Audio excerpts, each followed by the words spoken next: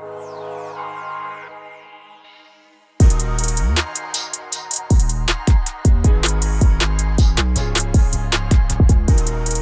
Jordan. What's up, Michael? We just recorded that seed oils episode. That was last week's. We're recording back-to-back pods.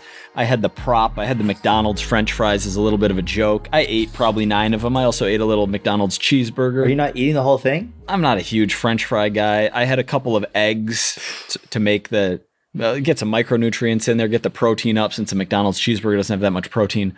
But and you and I, we railed on seed oils in that episode. Bad news. I got a headache out of nowhere after eating that McDonald's, which is packed with seed oils. And something that the seed oil crowd says is that they're pro-inflammatory, and I can feel that inflammation up the back of my neck. So that's just a data point in the wrong direction. Do you think it's just from sitting down for a while? It could be. That may be it. Looking at your computer screen, that blue light going into your brain? I got some nice light coming from outside too, although maybe. But I usually don't get a headache while we're potting, so. Probably the seed oil from the 9 fries. And the burger. Burger's got to have some seed oils in there too. Not the from the cow, but from the oil that is used. just so we're clear.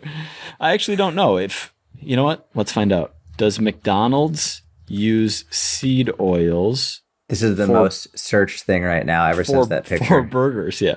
The patties and sausages do not contain seed oils, but the crispy patties do. Oh, good. So it was only the 11 French fries that I ate. Yeah, so probably not. Anyway, how are you? Dude, I'm great, man. I'm tired. We're potty training my daughter. Oh, actually, you know what? We're not even potty training her. We tried potty training her not long ago.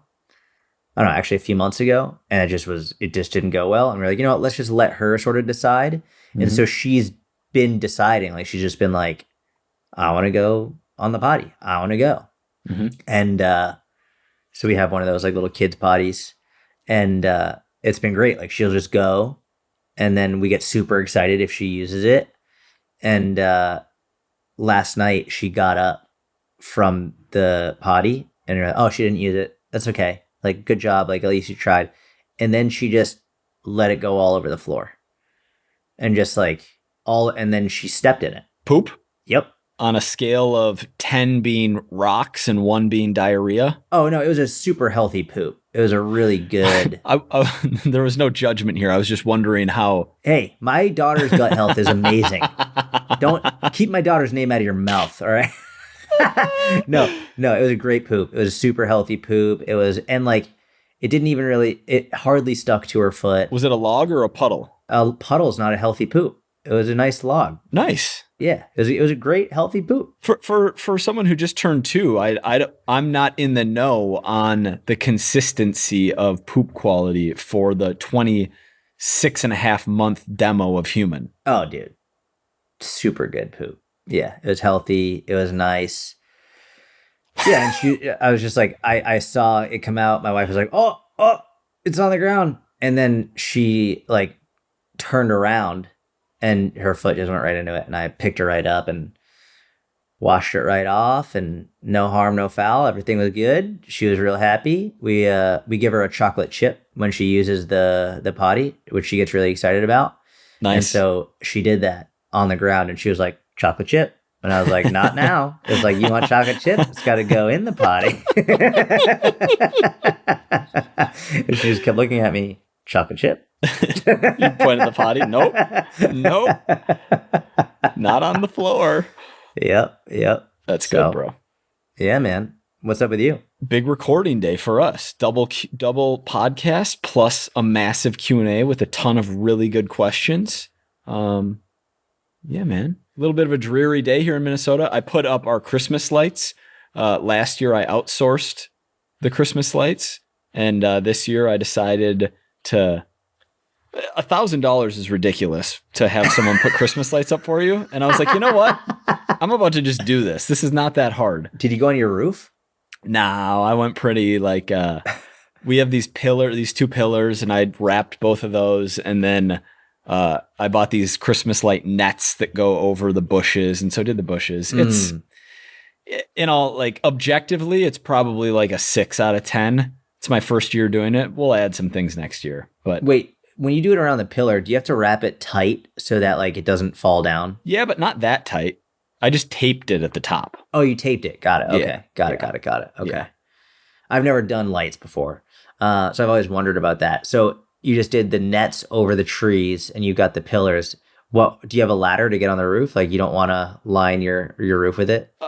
I got a 6 a.m. flight tomorrow. We're recording 3 episodes today. Like, I didn't need to be, it's 40 degrees outside. I didn't need to be on the roof doing a whole comprehensive thing. Did the guy you paid $1,000 do it? No. No, you paid $1,000. The guy didn't even go on your roof? Oh, yes. Last year? Yeah. Yeah. Yes. Okay. I was going to say, what the fuck did you pay him $1,000 for if he didn't even do the roof? Yeah.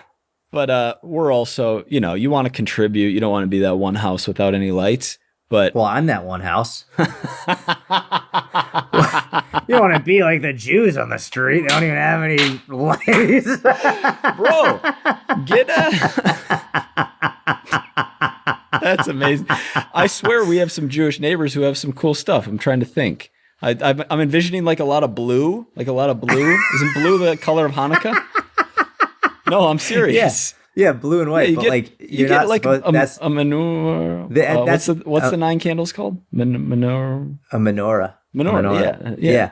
Yeah. But they shouldn't be putting lights up. That's not in Jewish tradition. They're doing that because people like you said they're supposed to put lights up. No, you know what? I'm actually thinking of an apartment complex is where I saw the lights. It was like a Jewish apartment complex that had lights. Got it. So it wasn't from my peer pressure. That's where they let the Jews live, that apartment complex. It's an unbelievably nice apartment complex. It's not in Minnesota. And it's very nice. It's nice. Yeah. Nice. Yeah. You tried to make a joke about how like the Jews got relegated to like this terrible apartment complex, but really it's beautiful. It's like the nicest area. Yeah. Kinda.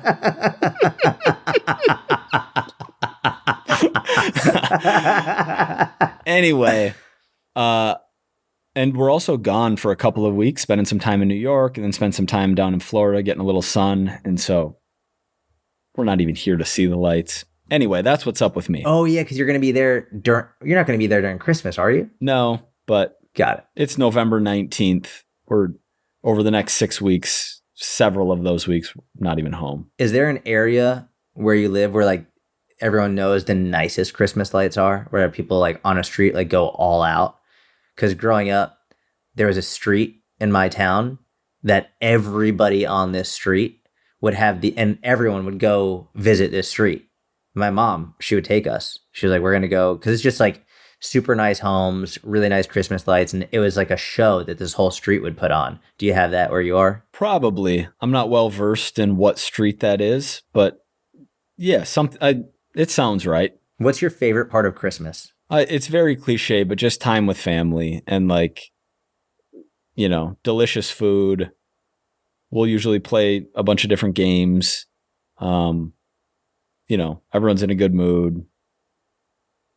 Yeah. Do you ever get any arguments at Christmas with your family or no? No, we don't really argue a lot as a family. Man, you got a good family. I don't think that I actually think that's like a Scandinavian trait. Like just suppressing rather than being more expressive. The old Bill Burr, just shove it down. Yeah. But yes, I do. I'm very lucky. What do you have for dinner on Christmas? You're asking a lot of questions. I'm trying to keep up with you. I'm very lucky and do have a great family, but I wasn't saying, I don't think that the fact that we don't argue a lot makes us a great family. I think there are great families who argue a lot and probably some that don't argue a lot that, have their issues, etc. But yes. Okay, what was your next question? Your favorite, what do you have for dinner on Christmas? Is this like this every year the same thing or? Dude, I just show up to family events. I'm very fortunate in that I'm not planning a lot. I'm not. Does your mom cook like a ham every year? It always changed. My grandparents are getting older, and some have passed, and so there's like traditions have changed. We used to do a ham on Christmas Day every year. Christmas Eve, usually some kind of Italian food like manicotti, rigatoni, like some kind of pastas. And do we do a ham on Christmas Eve? I actually don't know. The cookies, I could tell you every single cookie. Oh, what kind of cookies? Bro, peanut butter kisses. We got the spritzes. We got like the decorative kind of Christmas cookies. We have krumkaka, which is it's a Norwegian or like some kind of Scandinavian thing that is not my favorite, but okay. It's What's very the spritz? It's very plain. Like a green dough that gets pressed and you get sprinkles on there. Oh, nice. Yeah, what else is it? There's a bunch. November 19th. I'm not there yet, bro. Thanksgiving is the next thing on. We started with light, so I see where the line of questioning went. I mean, I'm just interested, Let's do questions.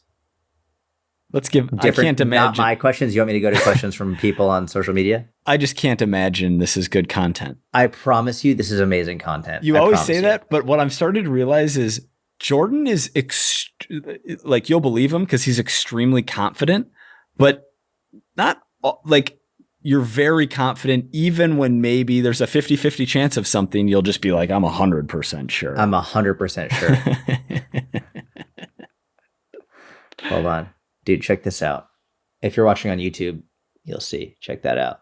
Bro, look at that flexibility. Unbelievable. Isn't that look crazy? Look at those side splits. Yes. Yeah. I mean, it's not crazy to me because I believe in you, but it is an insane difference in range of motion. Yeah, I'm pretty stoked about it. When did you take that bottom picture? Yesterday. And by the way, for anyone watching, that top picture actually isn't that bad. Like, you might compare the two and be like, oh, Jordan was so inflexible before. I would challenge you to do your own version of the top picture because it's not easy. Yeah. Yeah, I mean, I would have liked it if it was better, but we're getting there. I'm about like 16 degrees away from B to F, balls to floor. That's that's the goal right now. Let's go. You're not going to believe. I have to show you just so you know that I'm not making this up. How can I celebrate my friends during Hanukkah as a non-Jewish person? So I'm not the only one asking these questions right now, even though it's not that time of year yet. Tell us, Jordan. How do you celebrate my friends during Hanukkah as a non-Jewish person? Well, my go-to... The same way I would celebrate... What's your go-to? Well, I say Happy Hanukkah. Yeah, that's it. Yeah, have a great Hanukkah. Like when I'm on Yom Kippur or Rosh Hashanah, you'll text me and they'd be like, hey, happy holidays. And during Christmas or Easter or whatever, I'll text you. It's like, yeah, just recognize it. Yeah. It's interesting because a lot of non-Jewish people think Hanukkah is the pinnacle Jewish holiday because Christmas is the pinnacle. Correct. Christian, I mean, top two, but also just like has become a Western, like even non-Christian, just commercial holiday. Christmas is kind of the holiday. Yeah. And so because they're both in December, you think, oh, like that must be peak holiday, but really earlier back in the fall with Yom Kippur and Rosh Hashanah are in the hierarchy of Jewish holidays have a greater importance. Correct. And Hanukkah is like, there's a lot of importance to it, but yeah, it's funny. A lot of Americans they actually think that Christmas is an American holiday. They don't realize that it's a Christian holiday. Mm-hmm. It's very embedded. Mm-hmm. Yeah. True.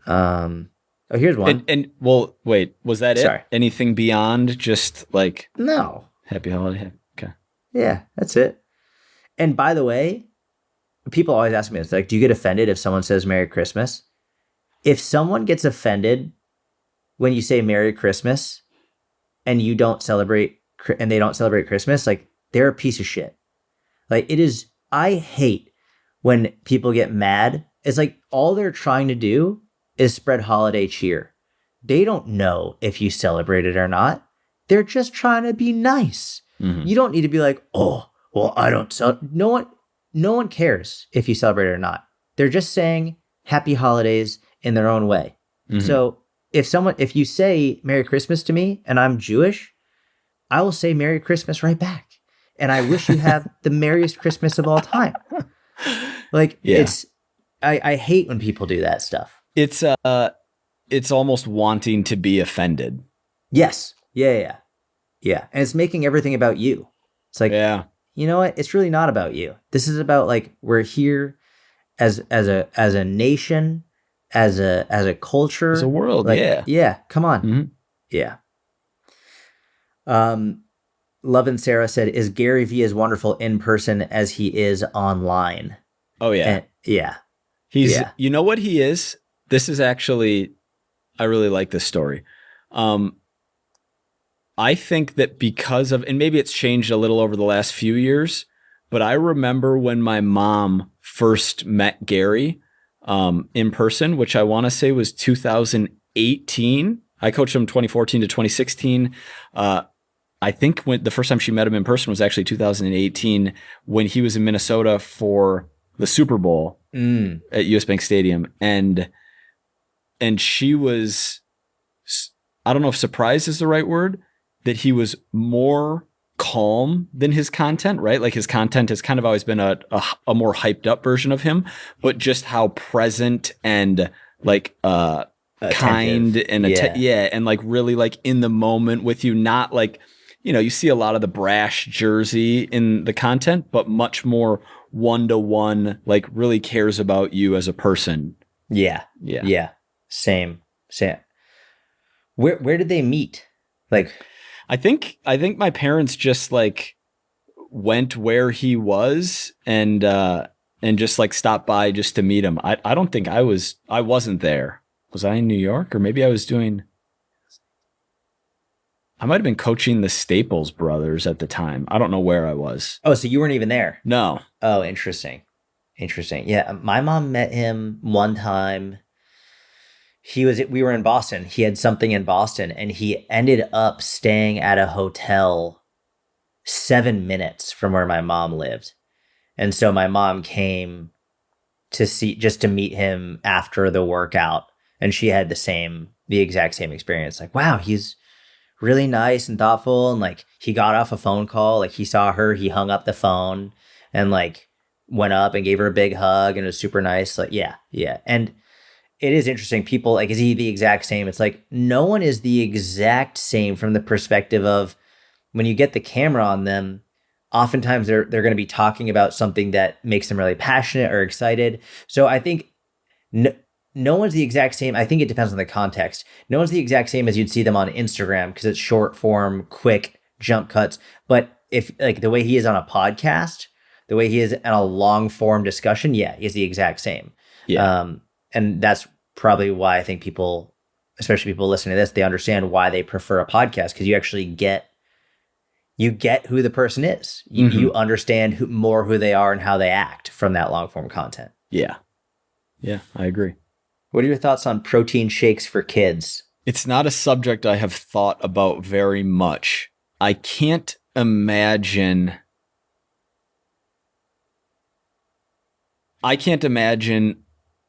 like a great reason for a kid to be consuming protein powder / ready to drink shakes under the age of 12 or 13. I guess I'm thinking of myself personally here.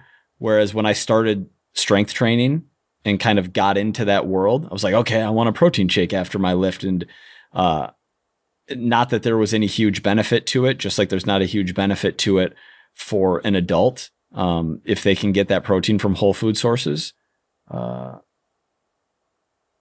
Yeah, I don't have a lot of thoughts. I would say that it's definitely not necessary for kids.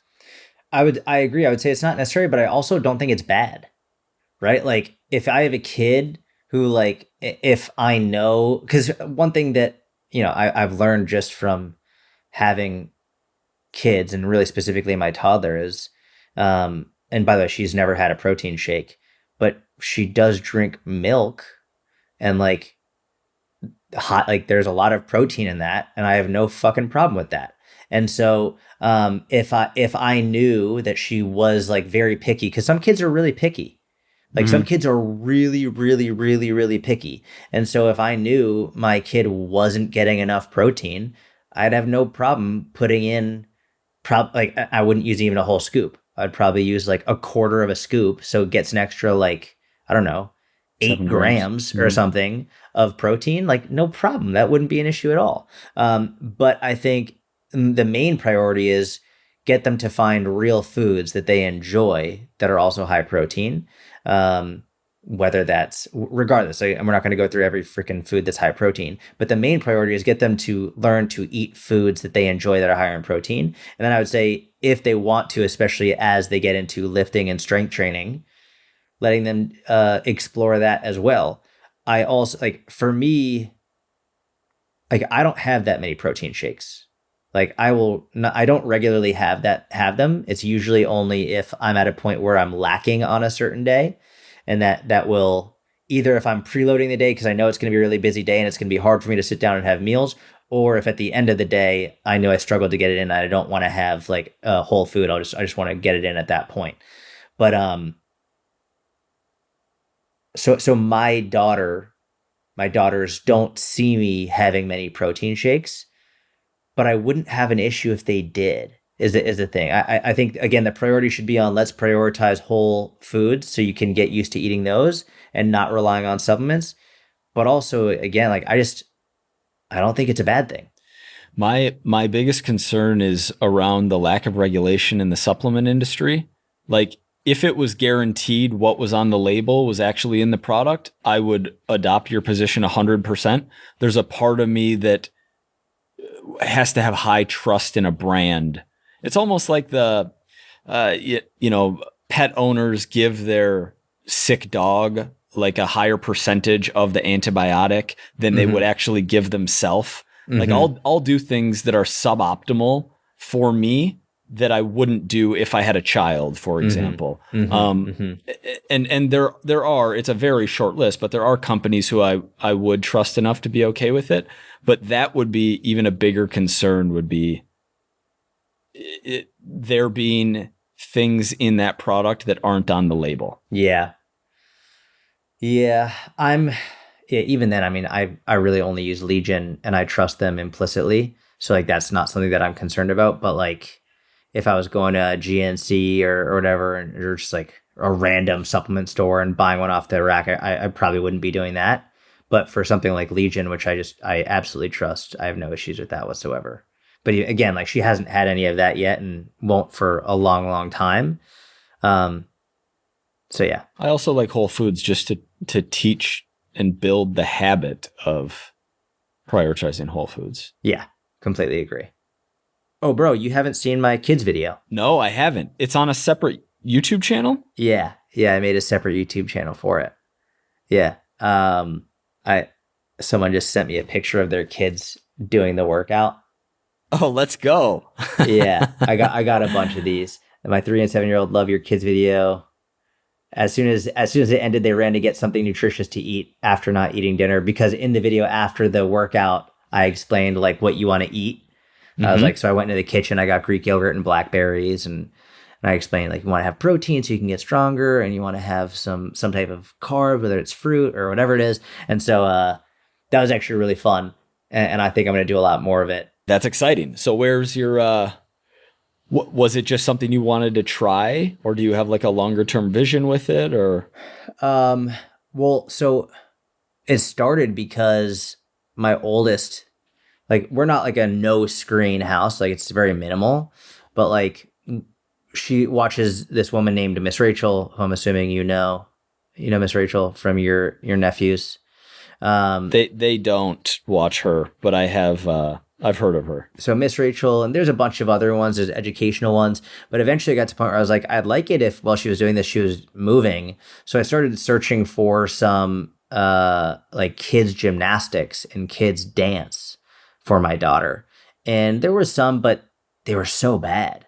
Like they were really, really, really bad. And then it got me thinking, and I looked up kids workouts, and I found a couple of people who'd made kids workouts, but they were really horribly bad. Like just the workouts were bad. The video quality was bad. It wasn't well done. And then I don't think many people are good at speaking with kids. Like it's a unique skill set to be able to like speak and interact with kids. And even the people who had somewhat decent workouts, they didn't understand how to interact with a kid well. And so I was like, there's nobody in this space who's making good fitness videos for kids. And so I was like, you know what, that would be cool. And then I also thought, I've spent my entire career teaching adults how to improve their health, hoping that they would pass it down to their children. But I was like, well, what if you inspire the children, and through that, the adults want to get involved with them? Not to mention, like, kids inherently, you have to have a little bit more of a toned down workout. So it might inspire the parents who are with them, who maybe are sitting on the couch. Because in the video, I'll be like, get your grown up, get your parents, have them do this with you, whatever. So seeing parents doing it with their kids, I literally got people being like, I'm in my 30s and my 40s. I was out of breath by the end of the second round. Like, it was very cool to see that, and to get like them doing it together as a family. That's awesome. I was awesome. like, it'd be cool, because I've always taken a top down approach. So now I'm trying to take a bottoms up approach from the kids to the adults. Yeah. And including basic nutrition in there as well. So yeah, it was very fun. It was very, very fun. It's weird. It's weird or awkward because the first one was a jungle workout. So I'm like, rah, like growling and all that stuff. And it's definitely a very different type of video. What ages is it for? I don't know. At this point, probably somewhere between 2 and 10. It was a jungle workout. So you're probably not going to have like 15-year-olds being like, we're going to do the crab walk right now, and I want you to, or the duck walk, or, ribbit or butterfly. You're not going to like hiss when you're doing the cobra stretch. So it's younger. But I think I will do a little bit more structured for some teen videos as well. But right now, I just want younger kids to also impact their parents as well, and have like more of a family movement oriented fun thing. And then also get them, like, parents were being like, yeah, my kids were like, hey, can you go get Greek yogurt and blackberries? Like, can you go buy them at the grocery store? It was like, what 4-year-olds are asking their parents to buy Greek yogurt and blackberries? Yeah. It was just like very cool to be getting those messages. So yeah, that's something I'm going to try and do one time a week for 6 months. I told Mitch, my videographer, I was like, we're going to, every single week, 6 months, we're going to make one of these videos, and then we'll reassess from there. That's exciting, dude. What are some of your favorite body weight exercises? Different variations of push-ups, different variations of pull-ups, chin-ups, even going inverted, which can require some equipment, but just making it more of a horizontal row rather than overhead row, whether that's underneath a sturdy table, you're doing an inverted bodyweight row, or, tying a knot in a bed sheet and throwing that over a door, closing the door, hitting them that way, which work better if you aren't quite as advanced at the movement, because you're going to be relatively upright. What else do I like? Body weight. What variations of push-ups are some of your favorites? I'm more of just a normal push-up guy.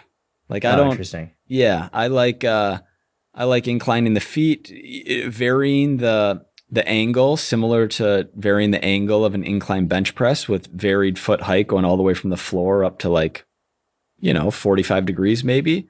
I like for avoiding wear and tear, kind of nagging shoulder stuff. Yeah, I don't do a lot, dive bomber push-up. You got like random push-ups where you got a slider and you got an arm coming out to the side. Like pause push-ups? Yeah, controlling the eccentric and pause variations are nice. Deficit push-ups, a little extra range. For some people. Yeah. Honestly, dude, I'd much rather throw a plate on someone's back. Like, I don't particularly like body weight exercise for someone who has real fitness goals. I like body weight exercises for someone who is on vacation and they want to just do something for 15 minutes in the morning. For someone whose primary goal is building strength and muscle, I prefer to use equipment. In fact, if someone's primary goal is adding strength and muscle, and they sign up for coaching and say they want to do body weight only, I would probably require that they have gym access or have some equipment if we're going to work together. Nice. Okay. Yeah. How about you? So I'll go lower body. I mean, I think sissy squats are an awesome lower body quad focused exercise that are really, really challenging. And obviously you can modify it from beginner all the way to advanced. But like, I think body weight, lower body exercises are what people really struggle with because they don't know what to do. Mhm. So sissy squats are an amazing one for the quads. I also really like, you need a little bit of equipment, but some type of a hamstring curl. So like a Shelk supine hip extension leg curl, either on a physio ball or on sliders. You can, even if you have like a wooden floor or sometimes like a wooden floor, and you put a towel underneath your heels or paper plates underneath your heels, you can do hamstring curls that way. I mean, those are just paper plates. That's a good phenomenal. That's resourceful by you. Yeah, it's a good one. Or you could just get furniture sliders at Home Depot for like $5. It works better than all of it. I think so. Lower body stuff is really difficult. Also, single leg hip thrusts. A lot of people are like, I need to add weight. It's like single leg hip thrusts. If you're doing them properly, most people don't need extra weight. And also, if you do want some extra weight, if you are a little bit more advanced, you could load up a backpack, put it on your hips, like you're fine. Single leg hip thrusts are just super, super, super good for that. Mm-hmm. And then I would also get into some, there are things you can do that I've really been diving into with the mobility stuff, like even some adduction based exercises, whether it's a Copenhagen plank or if you're lying on your side and you do some adduction with the bottom leg, it can be really great for some adductor strength. I'm not able to visualize that when you're laying on your side and your bottom leg adduction against, what would it be? Let me see. Are you assuming this guy bench actually here? made a video about this. Here, I'll show you. No, I'll show you. So if people are watching on YouTube will be able to see. Let me turn this so you can, like this type of movement where this guy's got weight on his leg, but you don't need the weight. So you see the bottom leg going up to do that adduction. Oh, I see. Yeah. Got it. With your upper body in the air like that. Yeah, exactly. I see. Yep, I see. Yep. Yeah. Yep. I was failing to understand how it was hard. No. I mean, it's sort of a hard one to describe, but yeah, just some adduction like that one. I do that one a lot. The first time I was really trying to do the side splits, I ended up hurting the medial aspect of my knee. And I think a lot of it is because my adduction, I hadn't really trained a lot of my adduction very well, or my adductor muscles. And so now doing a lot of that work has strengthened the muscles that have allowed me to go deeper and deeper and deeper and hold my weight up without getting hurt. So I think that would help a lot of people in athletics, whether they're running, they're juking, they have like the agility style movements. They hurt their adductors because they're not strong enough in those positions. Little partner assisted Nordic hamstring curl. Oh yeah, dude. Yeah, for sure. And if you don't have a partner, you could do it with a band. Wrap a band around yourself. Put a band on a rack behind you, and then you go down, and the band will pull you back up to do that. If you don't have that, yeah, I'm just thinking. Someone who's requesting bodyweight work usually doesn't have like a rack. Correct. Yeah. But you could tie it around a door or whatever, tie it around a tree if you want. What do you have your feet locked into on that? You could just put like a bag over them. Like you have like or you could lock them under a door if you wanted to. Like a 40-pound bag of salt? Yeah. Something like that if you want to. Natural hamstring curls are brutal. Natural leg extensions. Excuse me. Natural leg extensions. Have you seen those? Where it's like, no. Here, Google search it real quick. It's basically. Oh yeah. Yep. Yeah. They've actually made my knees feel really good, but also like, holy shit, the stretch on them. And then the hip flexor stretch combined with the strength that it takes to do that is absolutely brutal. So these are all like really good lower body weight exercises. And then all the ones that you mentioned, chin ups, pull ups, inverted rows. For inverted rows with minimal equipment, I like tying the knot around that bed sheet, putting it through the door, like you said, and doing inverted rows that way. But then you can also do T's and Y's and even rotator cuff stuff with those, which is really nice. That's better because you just can't. I like a lot of the even just rear delt work from that position more than rowing. And then the push-ups. I think for me, I really like, there are many different variations of push-ups that I like. I really like Spider-Man push-ups, just like a lot of full body coordination and mobility as well, in addition to the strength. I really like deficit push-ups, close grip push-ups, pause push-ups, triple stop push-ups. I like all that stuff. Sweet. Someone said, Jen Ashton Training. What's the name of your other podcast for personal trainers? Thanks. All right. We need everyone sharing this podcast. Please share it on your Instagram for other personal trainers. Just because people might not know about us yet. And so if you like the podcast, if it's helped, please give us a share on your Instagram stories. Tag us. We would love to see it. We would really appreciate that. Thank you. Do you have any good book recommendations? I'm going on a 9-hour flight soon. Any books you want to recommend? You could read 1/6 of A Patriot's Guide to American History, the 55-hour book that Jordan has started that I will be checking out soon. Book recs are so dependent. Dopamine Nation is one of the best books that I've ever read and couldn't be more applicable given the era of abundance that we live in, between the technology that we have to wrestle with, the foods that are available to us every single day at astronomically low cost relative to what they have cost historically. Yeah. That's my one seed. Dopamine Nation. Have you heard of grounding sheets? I thought you were going to ask if I've heard of grounding, which, by the way, I need to get out there maybe before our Q&A. No, I don't know what grounding sheets are. What are they? People keep asking me about grounding sheets, and I haven't looked into it. Wait, is this the thing, the contraption that like connects via electricity your bed to the ground outside? Oh, is that what it is? I'm looking right now. It looks like it connects to the ground outside, and you get the energy of the ground in your bed.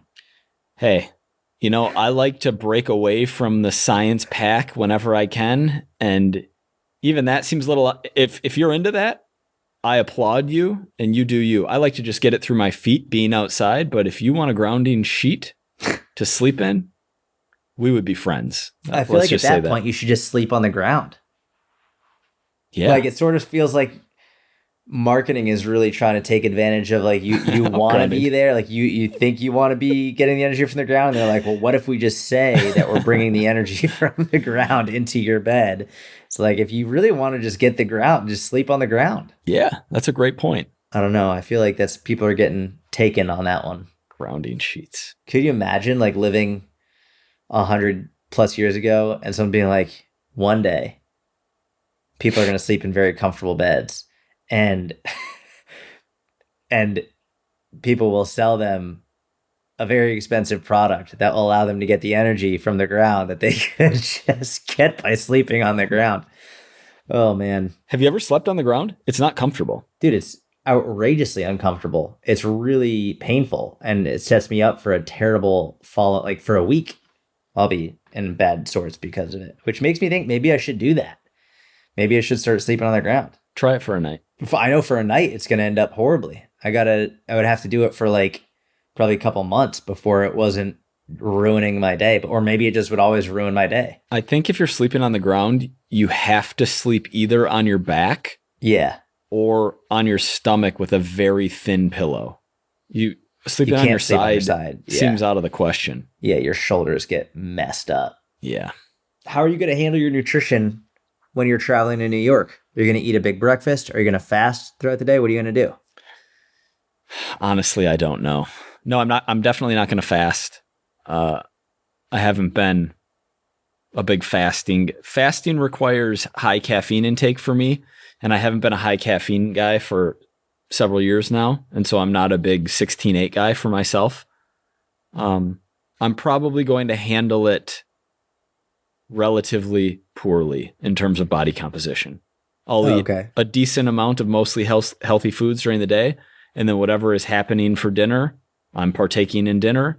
And then if there are delicious snacks to have after dinner, like treats, I might have some. But you're going to be lifting heavy, getting your workouts in, getting your steps in. Oh, I'm going to get over 10,000 steps a day easy, and I'll be lifting about every other day, three days a week to every other day. Nice. How are you going to play your nutrition over the next 10 to 12 days? I'm not going anywhere, so I'm going to keep it exactly the usual. Yeah, but don't you? One, there's Thanksgiving, and isn't your mom coming to visit? She's going to come during Hanukkah. She's not going to come during Thanksgiving. So,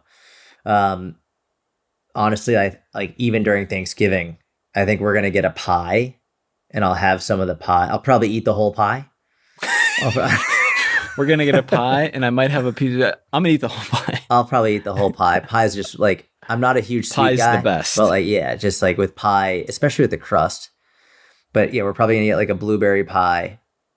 And so that'll be like the one thing that I really eat. Shout out to my childhood friend, Paul Larson, who one of the hills he always died on, like one of his strongest opinions is he didn't understand why people like cake and that pie is infinitely better than cake. 100%. Yeah. I told my wife, I was like, I'm never having cake on my birthday. It's like, I'll have a pie. If there is a cake, it will be ice cream cake because that's the only cake that is worthwhile. Yeah. But yeah, pie. Do you remember that pie place that was near my spot in New York in Midtown that had that triple berry pie? And that we also got like that coconut cream pie, I think that you really liked it, or banana cream pie or something. When did you live in Midtown? Hell's Kitchen. Oh, yeah. Remember? We both lived there. New York was a blur. We lived one block away. I was not thinking of, I was just thinking of the village. But yeah, you were there for probably a solid year before you left for Texas. Dude, I was there for 2 years. Absolutely not. Yes, I was. When did you move to Texas? 2021, and my wife moved. What month? April. Okay. My wife moved to New York in 2019. And she moved when he moved to that building. What month? May of 2019. Wow, you were really there for 2 years? Yeah. I thought you had to break a lease though when you were leaving, and you weren't that far into the lease. Yeah, because we had signed like an 18-month. We moved into one building, we went one room, and it was like a studio. And then we I think like a year in, or so, no, like 6 months in or something, we changed apartments. I remember that. And then when we changed apartments, then we signed like an 18-month lease or something, not a year. I'm going to have to fact check this, but I think you might be right. I'm 100% right. COVID really just distorted time and space. Dude, time-space reality was... I saw a comment on I was watching one of my brother's podcasts. My brother was on Rogan a couple times. Okay. And I was watching one of his podcasts from Rogan, and it was like, I don't know, probably 2016, 2017. And one of the comments was, man, these podcasts are really getting me through this quarantine. And it felt so surreal to see that, because it's like, man, it feels like quarantine was a couple weeks ago. It doesn't feel like it was almost 5 years ago now. Yeah. Wild. Yeah. Thank you for listening. We'll be back next week, every Tuesday, YouTube, Spotify, Apple, wherever you get your podcasts. We appreciate you. Jordan, any parting words? We love you. We appreciate you. Please leave a review, share it on your social media. Have a wonderful week. We'll talk to you soon.